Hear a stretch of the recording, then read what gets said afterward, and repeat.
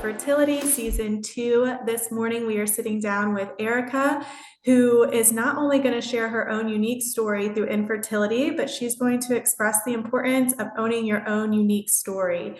Erica started the blog Moving Mountains for Motherhood that features personal testimonies and self-published articles focusing on mental health, tips and tricks to navigating infertility, and educational pieces to provide awareness in layman's terms. Welcome, Erica.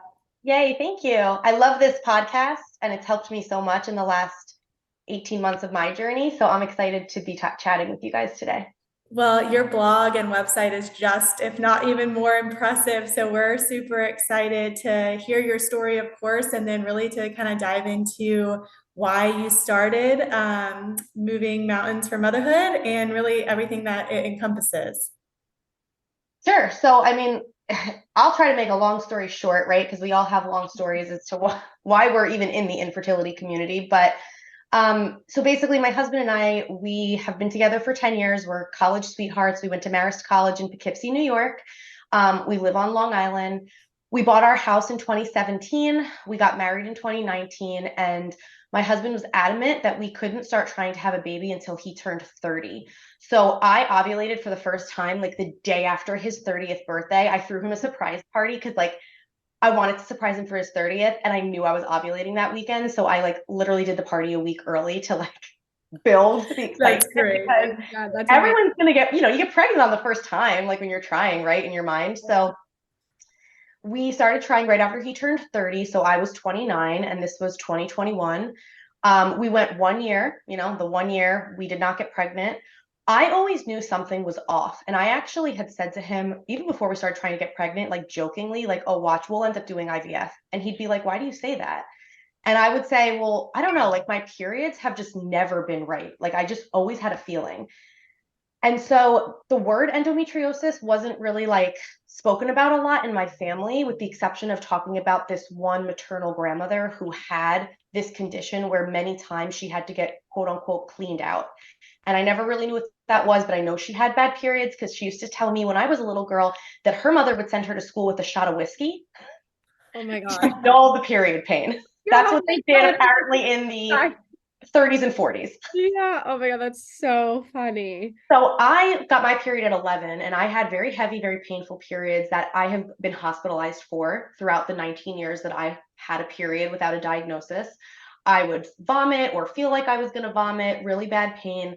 I remember I got a period so bad on my honeymoon, I was contorted upside down in the rental car we had. We were driving from Croatia to Montenegro, and my husband was like, you are having an exorcism in this car. And I'm like, honestly, I understand this is probably one of the worst periods you've seen, but I've had these my whole life, and some months are worse than others. And I think at one point I was up to 8 Advil a day to try and find relief with no relief. And every time I would talk to a gynecologist about it, it was always just take more Advil, which is not good for your body. You shouldn't be doing that. And then it was always are you trying to get pregnant? Well, no. Okay, well then just take more. They don't care to educate about protecting future fertility unless you're trying to get pregnant, which is obviously part of the problem with just infertility education in general. But after we've been trying for a year, I ended up leaving that OBGYN and going to a specialist who specializes in PCOS and endo, because I started to be convinced I had something wrong. And sure enough, this OBGYN was like, you are classic endo. Let's do the laparoscopy surgery right now. So we did that 3 weeks before my 30th birthday. And I was diagnosed with stage 3. I had 32 stitches internally. It was a very tough recovery. So I don't know why they say it's an outpatient thing, because I ended up having to stay overnight. I was in rough shape afterwards. Came home. They said, you're cleared out now. Go try. But again, that's false information, because when you have endometriosis, especially stage 3, the inflammation in your body, it's cooking those eggs. It's messing around with that egg reserve. It's doing something. And so cleaning yourself out is not going to fix the damage it did to the egg reserve, but they don't really tell you that. So we tried, nothing happened. After 3 months, I was just forget this. We're going to the fertility doctor. And I interviewed 3 different clinics, went with a doctor who is very well known here in New York, but specifically because he has very, very high success rates. because he's a very direct, straight shooter doctor. Like he's not going to make you do multiple rounds of IUI if it's not going to work.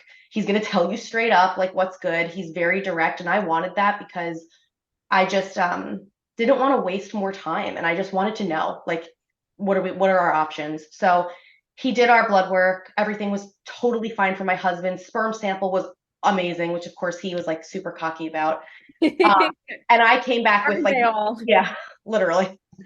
And the only thing I came back with was an AMH of like a 45-year-old. Like there was nothing else. There was nothing thyroid problem. There was no autoimmune. There was nothing. Like everything was perfect except my AMH was 0.9, which after 2 rounds of fertility treatments dropped to 0.5.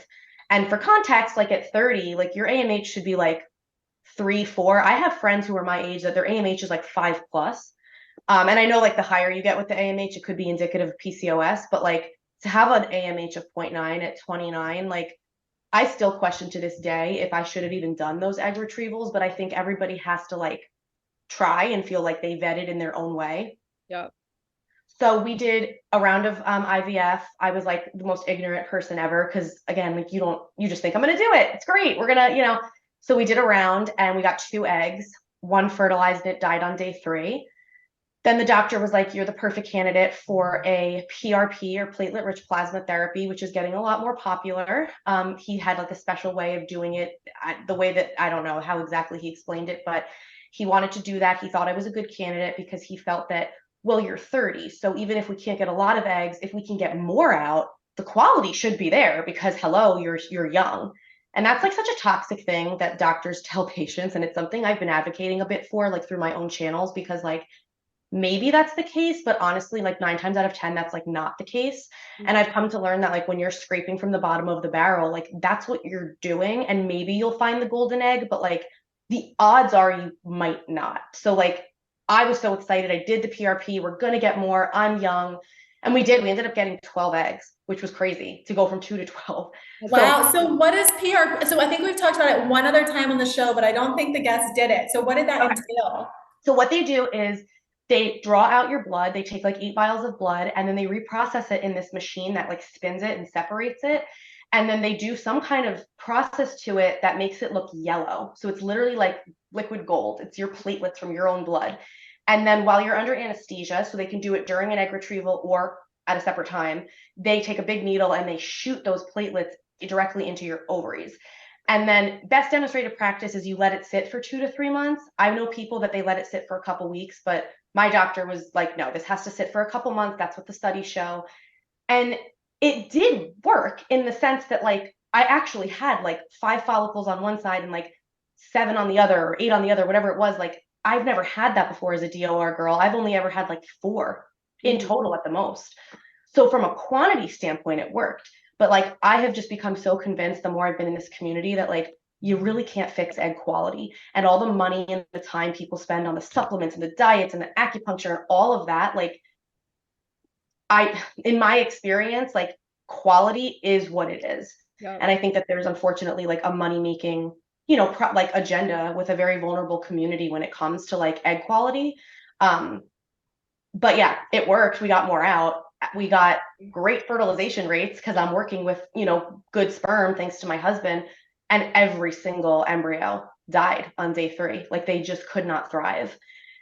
And so I went to the doctor and I'm hysterically crying. And it was actually kind of funny because the doctor got a nosebleed halfway through this conversation. And I'm like, oh my God, I'm stressing this man out so much. Oh my with gosh. with my question. Oh my That's gosh, awesome. that is so funny. Of course, it was not you, but that's still so funny. My husband was like, I'm sorry. She works in the pharmaceutical industry. She launches products. Like that's what she does. So like I'm in here. I'm like, what's the statistically significant difference of doing this versus that? And he's like, let's do omnitrope. And I'm like, absolutely not. That's an off-label indication. If it was actually going to work, they would have paid to put the study in the PI. Like I'm debating him. Oh my gosh, wait, eventually I want to go into incredible. Omnitrope because I used it and I don't think it worked. Yeah. That drug's been on the market for 25 years. And if that drug had a statistically significant increase in what fertility doctors use it for, I could guarantee that pharmaceutical company would have paid to put those results in their package insert so they could market it that way and make a lot of money.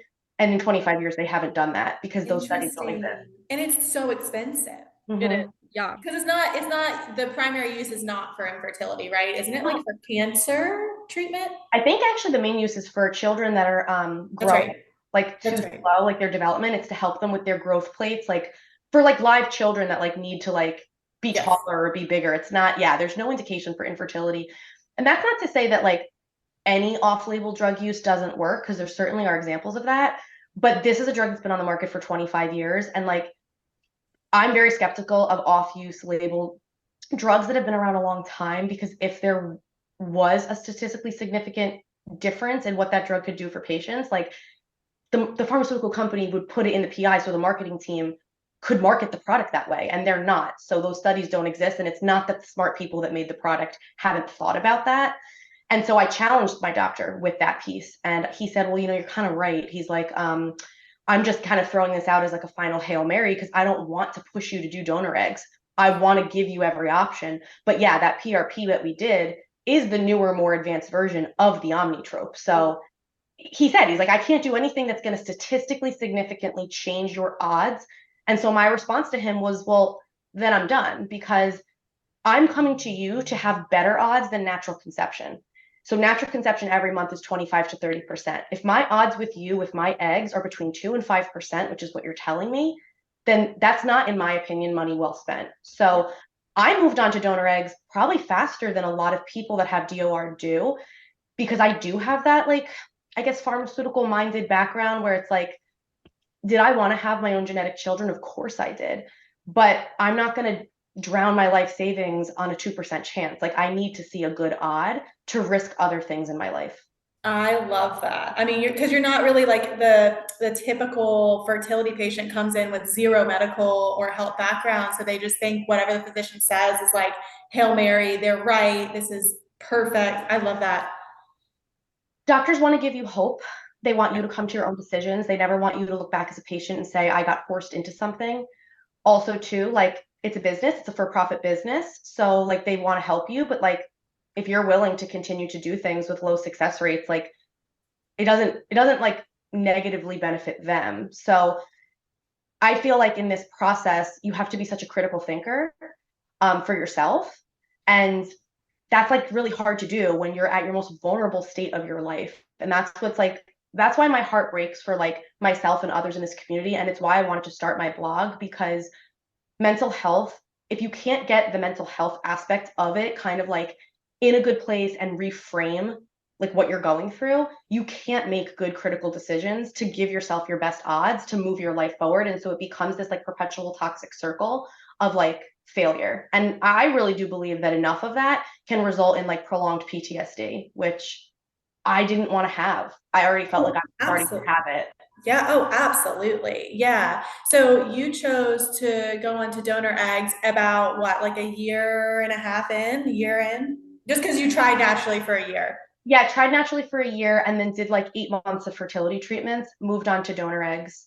So actually, like I found out that we were going to start IVF last August, and that was exactly a year to now. Okay. Okay. Oh, I feel like our timeline's pretty much very similar as when I then switched over and we did like adopted embryos. So yeah, it's like very similar timelines.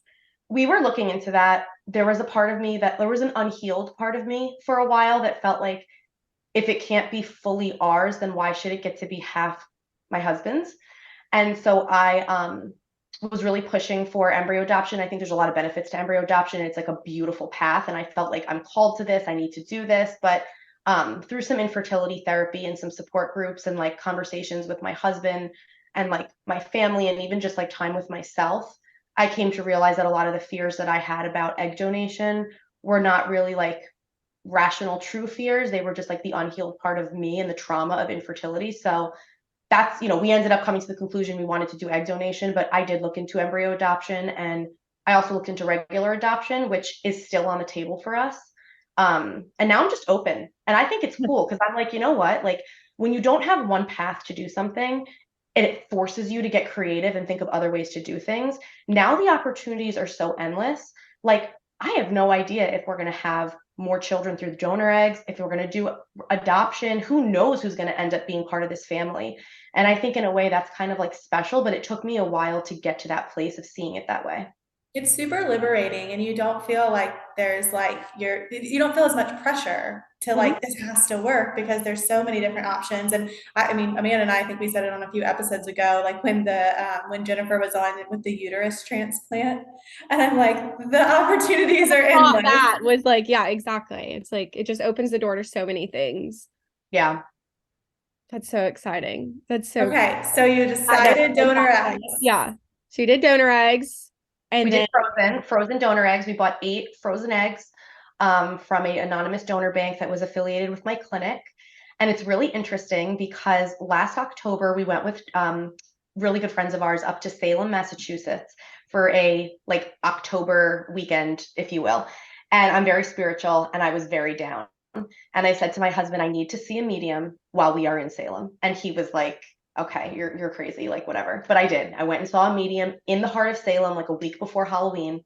And the medium connected me with my 3 grandparents unequivocally. I mean, I was chills shaking. I mean, I couldn't believe like what this person was able to tell me. But at the end of the session, I asked my grandparents about like this whole process. And I said, like, am I ever going to get pregnant?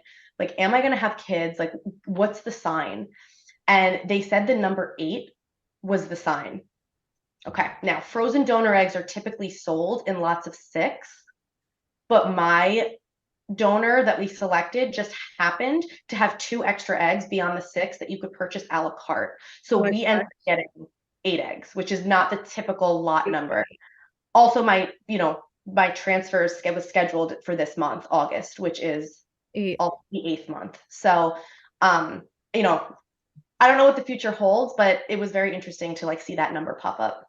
That's I love that. I really have always wanted to see a medium, so maybe I'll connect with you after this. But that's similar. Our story, our number was 7, and my daughter was our 7th pregnancy. It just everything's there's so many things with the number 7 that we just kept coming upon. So I think numbers are so real. That experience is really powerful. Mm-hmm. All right, so you got your eggs. Yes, we got the eggs, and because we were luckily dealing with like very healthy sperm from my husband, which we know he's confident about, we got 5 embryos of those 8 eggs, which is a really, really high funnel for really any actually amount of eggs that you pull, but especially for frozen donor eggs. And I think for us, the key was going with a proven donor. And so I worked with the clinic not only to get matched with somebody that had, similar characteristics and all that, but I wanted to work with someone who was proven. And I know plenty of people that get fresh eggs or go frozen. And it seems like unless the donor is proven, you really don't know exactly what you're going to get.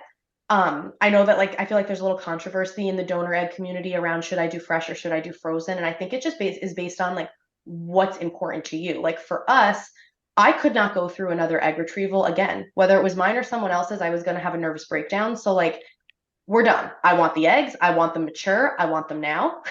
And Yeah. I didn't really care if we only got 1 or 2 embryos and one pregnancy resulted from this donor, and I had to get more eggs from another donor for another pregnancy. That didn't matter to me because the reality is like genetically, no one is mine. So it didn't matter to me, like that they're full or they're not. Like, I don't see it that way. I just see it as like they're all our spirit children that were always meant to be ours. And the vessel that they're coming to us in is just like whatever it needs to be. Have you read the book Spirit Babies? I did, but it's funny, like I have been saying that like the soul you're meant to parent will find you one way or the other. I started saying that through my blog and on my Instagram page like a year and a half ago before I even knew that book existed. And then people were like, if you feel this way, you have to read the book. So then I read the book and it validated those feelings, but I've always felt that way. That's incredible. Yeah, I read the book 2 years ago, almost to this day, and it's a great book. We can even link it, but you were speaking the language, so it popped up in my head. I just think that like when you go through something really traumatic like infertility, we all look for like a purpose or a reason or like a why. And sometimes like there's not a why. Like that's what's hard about this. Sometimes like shitty things just happen to good people. But I feel like there's always a byproduct. There is always some kind of like lesson learned, person met, experience had. So it's not to say like you had to go through this, but because you did, X, Y, and Z happened. And then you look back and you go, well, I wouldn't have not wanted X, Y, and Z to have happened.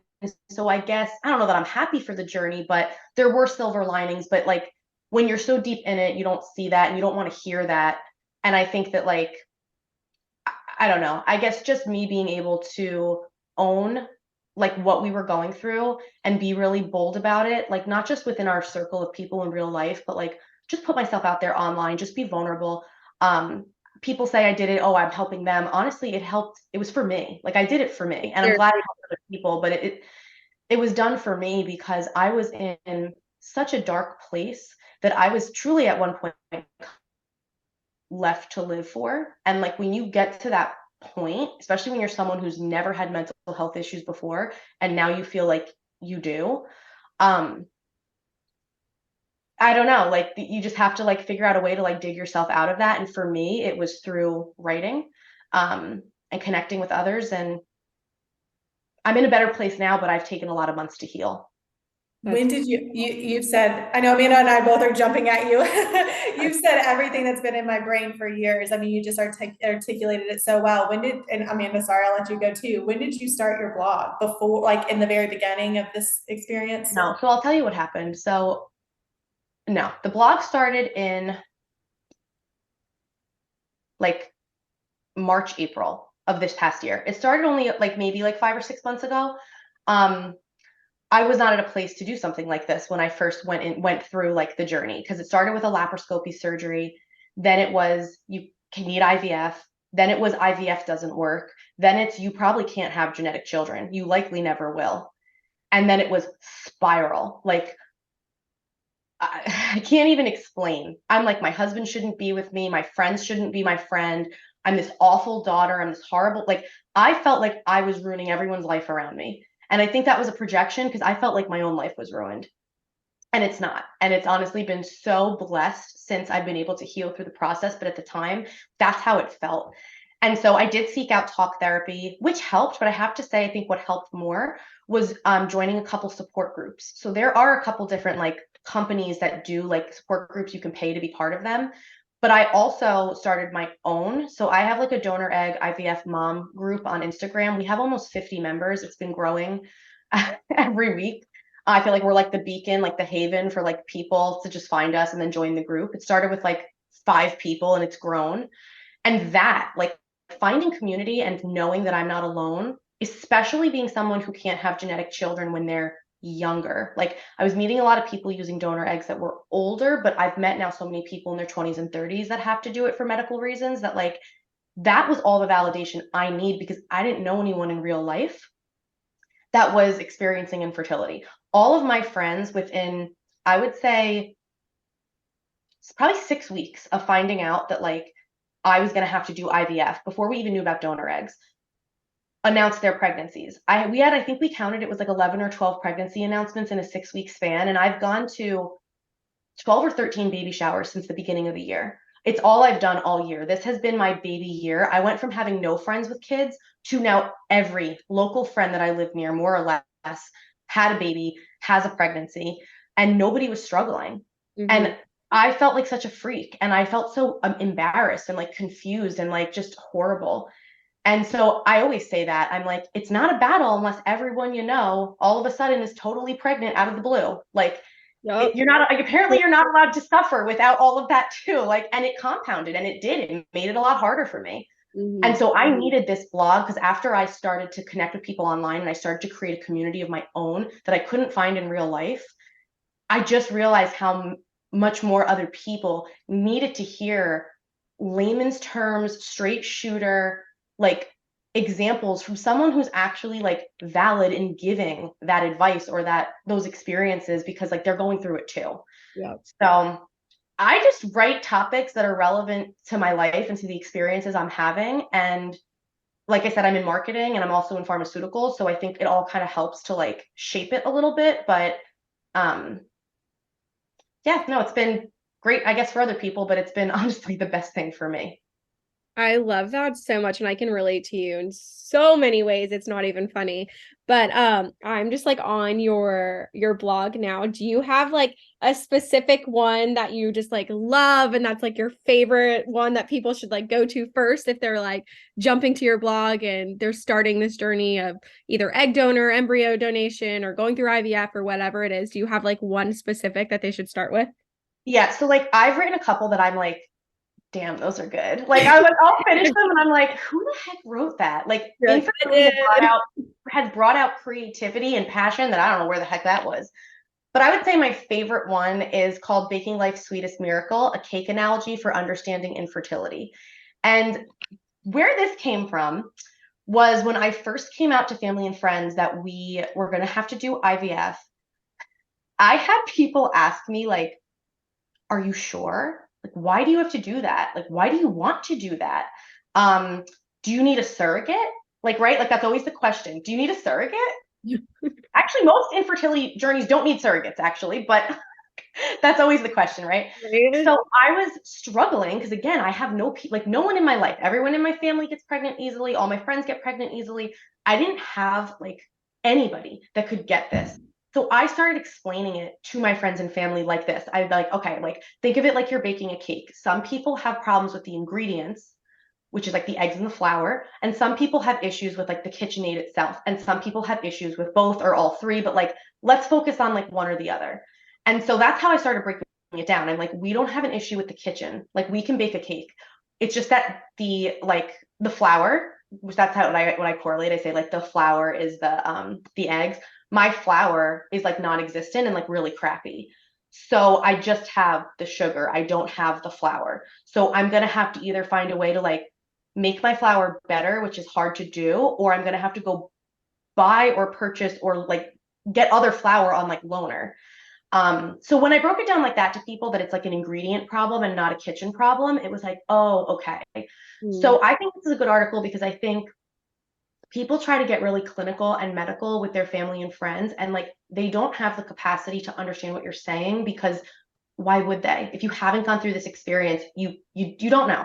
We barely know. So I wrote this as a way to help like explain infertility and the different types of infertility you could have to someone who's not going through infertility. That way, if you have to tell a friend or family member that you're going to start IVF, you can send them this article and be like, we have an issue with the kitchen or with the flour or like whatever it is. So I think that's like a good place to start on my blog. It's also very like cheeky because I try to make it light. I try to make my writing light and creative. So I love that. I know, I've read it. It's light and creative, but it's also really detailed and thorough. And I think like another piece too, if you, I know some of my friends that have gone through it, they're just like not comfortable talking about like sex or eggs or sperm and say like, yeah, my husband doesn't have good sperm. And so when I read it, I was like, this is a really like easy, almost child-proof way to send to your parents or grandparents, and they don't have to get into conversation. Sex. Yeah, exactly. Oh, I love that so much. That's a good point.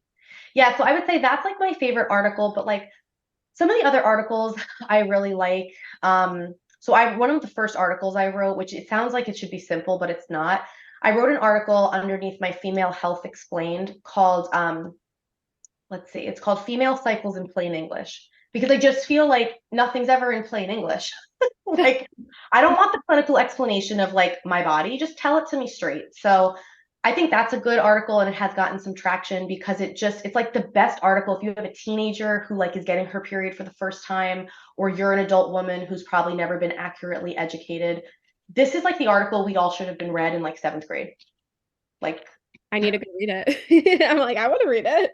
But I do have articles. I talk about endometriosis, diminished ovarian reserve, PCOS, premature ovarian insufficiency, adenomyosis, chromosomal translocation, RPL, which is recurrent pregnancy loss. Like, I've written articles to just capture, again, in simple language, what these things are, because these are all the main contributing factors and like female health conditions that contribute to infertility.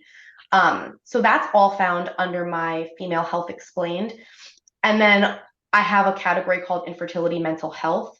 And so there's some great articles under there, like the baking analogy is there, but I also have one that's called Infertility is a Medical Diagnosis, Not a Mindset. Say it louder for the people in the back. And that was because I went to a baby shower, I don't even know, a few months ago, and some like random older woman at the table heard me talking about what I was going through and was just like, you should relax, honey, take a vacation.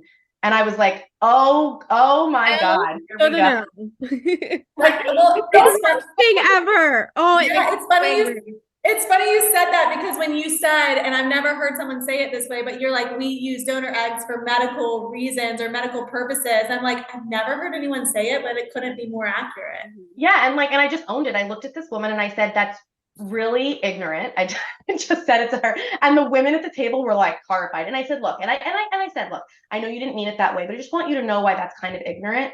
And I said, "I don't like. I have a medical diagnosis. I don't have eggs. They've been ruined by a condition called endometriosis, which, by the way, was a genetic hereditary condition that I wasn't properly diagnosed with for almost 20 years. So." I don't have eggs. So going on vacation isn't going to create eggs. And I said, and we are using an egg donor, and we're really excited about that because it gives us the opportunity to do something that like wasn't possible before. And I mean, she just went like white. This woman went white in the face. And I said, it's okay. You know, it's all right. I understand. You probably have no idea. Like, you know, I don't think people say things to be malicious, but I also think if we don't stop people in that moment and educate from a loving place, they're going to say it to someone else again. Yeah. So it's like the double-edged sword. People don't want to come out and talk about infertility, but I just feel like in my experience, the more that you hide what you're going through, it's like inadvertently feeding into the shame and the struggle for other people because you could be that one person that stops or educates somebody else before something stupid comes out of their mouth. But if you don't, like it perpetuates the cycle. So I know it's a very personal thing and it's not for everybody to come out and own their story, but I also feel like if not you, then who? Like these things happen to us so we can hopefully help other people, I think. I mean, that's the only really thing I've been able to take away from my experience. Yeah, I'm sure she'll never say that comment again. Yeah, definitely not. Oh my No. God, I could not agree with you more. I love that so much. I have like, I mean, there's been some other things too. This was a good one. Hug your infertility sisters, literally. So this was an article that came about because I was in our fertility clinic sitting in the waiting room. And it's funny, like online, everybody's so supportive. But then you go into your actual fertility clinic and everybody's just scrolling on their phones. There's girls like graduating from the clinic, which is the reason why we're all there. And people don't even say congratulations or look up from their phone. So I'm sitting in the waiting room and there's a girl who's having a meltdown by herself, no partner, with the front desk because she's being told that she owes money she didn't realize she owed and she's hysterically crying. And I don't know, I just like ran up to this random stranger and I gave her a hug and we start hugging and now we're both sobbing and I'm like whispering in her ear, I'm like, this is a really hard journey, like you're valid, like, you know, come sit on the couch, let's calm down, whatever. And again, like I was never a super empathetic person before this. So like this is a new side to me that even I'm like, who is this person? But we sit down, we chat, and now like we're Instagram friends. We're probably gonna end up grabbing coffee at some point. She lives locally, so like that's cool. But she wrote me a message after that interaction. She found me on Instagram, and I actually copied and pasted the message into this blog article. But she basically just goes on to say like, thank you for sharing in that moment. There's people in the waiting room that like we don't treat each other like the infertility sisters that we are, even though online we're all supporting each other. Like, what about the people in real life that we see every day in the clinic? So I think I like that article because it kind of challenges like how we show up in real life with people that are struggling versus how we are behind a screen. I definitely had that experience. Yeah. I mean, No one talked to anyone. It was like such an isolating thing. And a lot of, especially like I was going in the like height of COVID. So really no significant others were with anyone. So like, yeah, definitely. Everyone's alone. So if we can just, I love that challenge. That's really cool. it is. So for where listeners can find you and all this amazing information. So you have an Instagram that kind of like is the channel to your blog, right? And Yes. Yeah. So the Instagram is Moving Mountains for Motherhood, but mountains is abbreviated to MTNS. So yeah, Moving Mountains for Motherhood with that abbreviation. And then my website is Moving Mountains, spelled the regular way, for motherhood.com. you have been an absolute wealth of knowledge, not only to me, I think Amanda and I both have just been nodding our head the whole 40 minutes. And you've already provided so much insight to listeners in terms of just tips, tricks, articles, education. Is there anything else about either your personal journey or, I mean, you've already given so much to listeners, but maybe like a leaving sentiment? I mean, I just think that with any adversity in your life, because that's what this is adversity.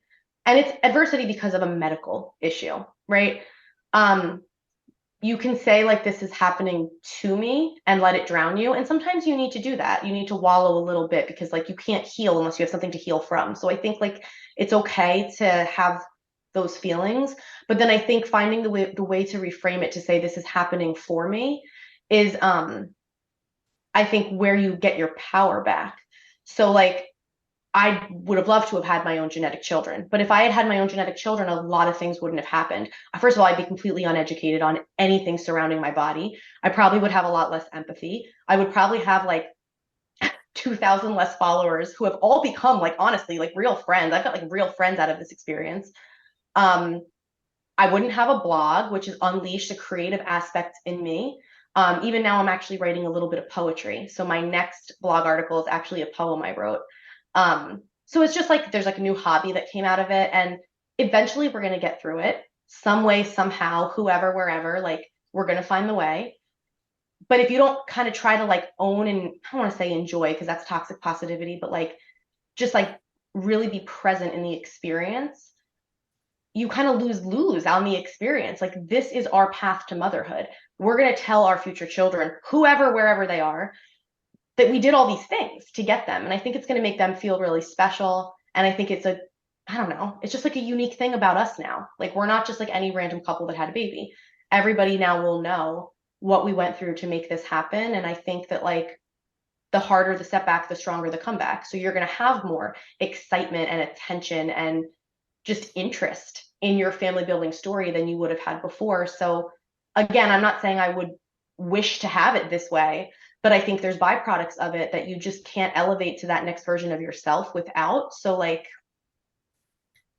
I could not agree more. I mean, Amanda almost has a 2-year-old. I have almost a 1-year-old, and we spend every weekend in this community, and it's the best byproduct. And I see you like holding your tongue not to say it, and I'm gonna try not to say it too, but it's like I I'm happy this was my path versus just getting pregnant the first time and having a baby. Like the byproducts of my last 3 years have been unbelievable. I mean, I it's wouldn't funny, have like, it if it oh, wasn't for this. sorry, go ahead. No, I was just gonna say, I mean, I wouldn't have my child. Like if I just got pregnant with my genetic child, I mean, I wouldn't have my son. So Right. I would do this all over again, obviously. I know. I feel like, but I think this is where like people have to be realistic, right? Like I'm able to sit here and feel confident and empowered because I didn't do 17 rounds of IVF and drown my bank account over the course of 5 years and put myself into a further depression than I already was. You have to decide what's best for you.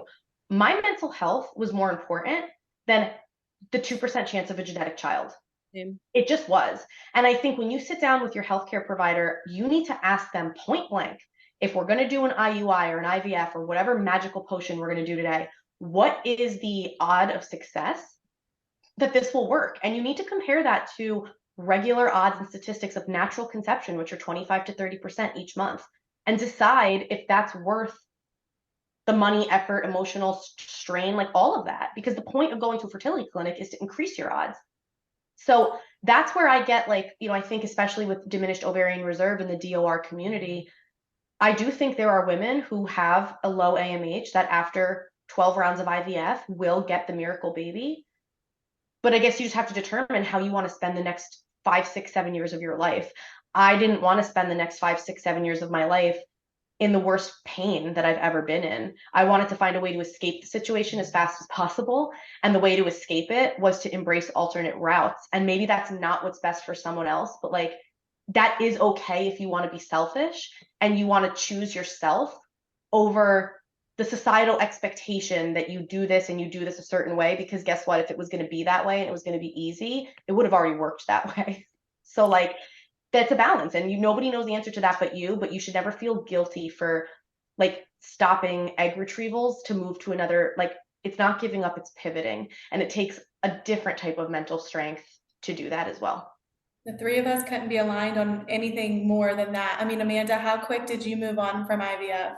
No, we did just 2 rounds, and then we went to embryo adoption. So yeah, I did 2 rounds, and then I was like, nope, we're not doing this. I mean, it just wasn't going to work. Mine was a 0.4. Like we just knew it was not happening. So I quickly switched. You and Yeah, and mine, I did 1 round and said, adoption. And I mean, we started the whole process after one round of IVF for every single reason you just said. Sure, maybe 5-6 years it would work and it would be great, but I was being selfish with my husband and myself's marriage and personally, and maybe I wasn't going to be the best mom in 5 or 6 years after going through that. So I love that pivot. Yeah, you have options, even if it might not feel that way. And that's actually an article I wrote 2 weeks ago. That's the title of that article, because sometimes you just need somebody to give you permission to pivot and to not feel bad about it. And like, it's not working one way because maybe it wasn't meant to. And if it was meant to really work out like easily, it definitely would. Because I have friends that got less eggs than me that made more embryos. I mean, if I can't make one single embryo at 30 years old out of 14 eggs, it does not take a rocket scientist to see that like, we have a problem. Yep. So I love that so much. Well, Erica, thank you so much for being on. We are so happy that you were on to just share everything. Oh my gosh, like so much wealth of knowledge. It was amazing. But we definitely will link your blog, link your Instagram so that people can just join your community and they can like subscribe to your blog, right? And then get, okay. Yeah, you can subscribe to my blog, right on the blog, or follow Instagram. I always like post articles. And I kind of see this blog, like if you're someone that's going through infertility and you're like, well, what happens when Erica eventually gets pregnant? Because she's clearly blazing through this infertility like storm. It's always going to be unique. This experience will always be unique. So I kind of see this blog being something that has infertility information, then eventually will kind of morph into like raising donor conceived children and all of the uniquenesses that comes with like alternate routes to parenthood. So I think in time it will kind of transform. And I think we need more of that in this community because we have a lot, I'm sorry, of like uneducated mommy bloggers, but the people that have really been through the storm are the infertility warriors. And we need more people mommy blogging about what does it look like after the storm? Because infertility never fully goes away. It's just kind of, it's part of your story. So that was actually an inspiration to why I wanted the blog to look and feel a certain way. It's very girly. It has a lot of like pink and it's pretty because most of the infertility, aside from yours, actually, yours is gorgeous. It's like very boho. Love it. Yours is too, though. I mean, that's why when you just told me it's only been up for 6 months, I was like, what? No, yeah, yours is actually gorgeous. But like a lot of like the infertility blogs that exist, they're not super like aesthetically pleasing because they're very clinical and kind of sad. Yep. And I'm like, we're all still women and we want to look at pretty things too. And we deserve to have those outlets that are also visually pleasing and nice to look at. So that's actually very like intentional about the look and feel of my blog. And I hope that, you know, as time goes on and once I overcome this battle, like it'll continue. Well, honestly, I'm just so thrilled that we connected and you were on here to share. We are wrapping up season 2, so this episode we'll air it quite soon, and listeners can hear all about your story and all of your articles that you'll probably publish over the next month or so. Thank you for having me. Thank you.